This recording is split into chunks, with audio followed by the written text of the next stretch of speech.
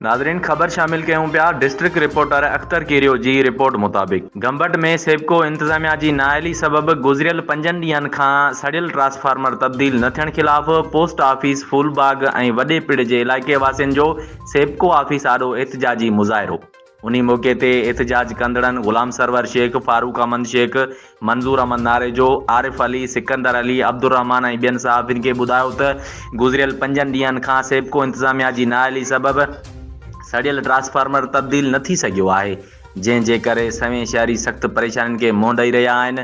बिजली बंदि हुअण करे गर्मी सबब माण्हू बेहोश थियण लॻा आहिनि ऐं ज़िंदगी जो कारवंवार सख़्त मुतासिर थियो आहे। हुननि सेबको इंतज़ामिया जे आला ऑफिसरनि खां मुतालबो कयो त फौरी तौर ते नोटिस वठी सड़ियल ट्रांसफार्मर तब्दील करे बिजली बहाल कई वञे, न त एहतिजाज जो दायरो वधायो वेंदो।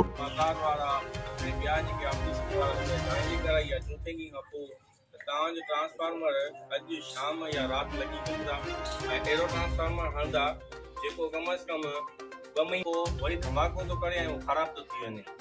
इलेक्शन जे दौर में हुननि जेको ट्रांसफार्मर असांखे ठाहे ॾिनो उहो हिकु ॾींहं में ठहनि ऐं उहे अयाशनि वारी ज़िंदगी गुज़ारनि था ऐं कंहिंजा बचा जेके फटकनि था पिया गर्मीअ में। हालात ॾिसो था मींहं जा ऐं जा कहिड़ा लॻा पिया आहिनि, तंहिंखां के ट्रांसफार्मर ठही न मिलियो आहे।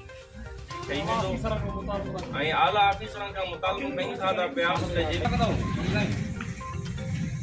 भले कंहिं खां